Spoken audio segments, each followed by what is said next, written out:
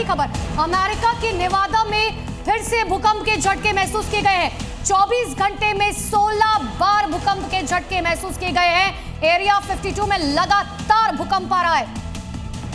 Sir ये क्या बता रहा है, क्योंकि इस पर कल से लगातार चर्चा हो रही है। एक तरफ ईरान में हमने देखा भूकंप के झटके आए, नेवादा में भूकंप के झटके आए। क्या ये दोनों परमाणु परीक्षण करके क्या एक बड़ा मैसेज देने की कोशिश कर रहे हैं कि जंग किसी भी दिशा में जा सकती है? परमाणु युद्ध का मतलब है दुनिया का विनाश।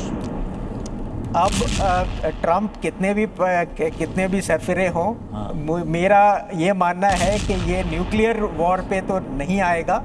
अगर कोई मैसेजिंग कर रहे हैं तो भी मैं समझता हूं कि इसका मतलब क्या है फिर? मतलब अगर 24 घंटे के अंदर किसी जगह पर 16 बार भूकंप आ जाते हैं, और हर कोई ये बात जानता है, साइंटिस्ट भी ये बात मानते हैं कि जमीन के अंदर जब परमाणु टेस्ट किया जा रहा है तो ये एक वजह हो सकती है, क्योंकि कहीं भी 24 घंटे में 16 बार, और ऐसा मौसम विभाग ने भी या साइंटिस्टों ने किसी ने इस बात की आशंका नहीं जताई थी कि भूकंप आएगा। तो अगर ये हम मान लेते हैं कि ये न्यूक्लियर टेस्टिंग ही है, तो भी मेरा ये मानना है कि इसका इस लड़ाई से लिंकेज नहीं होना चाहिए, और अगर है तो ये बहुत ही गलत होगा।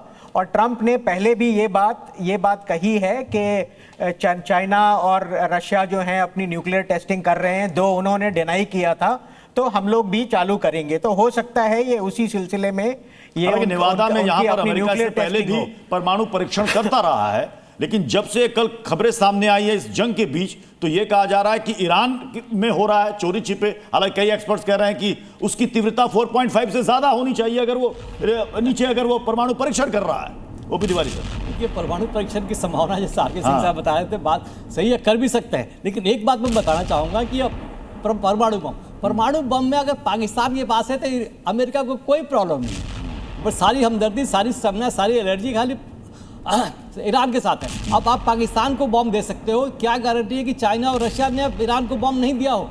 कि न्यूक्लियर बॉम्ब तो एक मेन डिटरेंट है थर्ड वर्ल्ड वॉर के लिए। मैं एक स्टेटमेंट करना चाहूंगा, अल्बर्ट आइंस्टाइन का, उन्होंने कहा था I don't know about third world war, अगर चौथा वर्ल्ड वॉर होगा तो पत्थरों से लड़ा जाएगा। इसका तात्पर्य यही है कि थर्ड वर्ल्ड वॉर अगर हुआ तो सब कुछ विनाश हो जाएगा। हर कोई ये बात जरूर जानना चाहते हैं ओपी तिवारी सर कि आखिर ये भूकंप के झटके क्यों आ रहे हैं।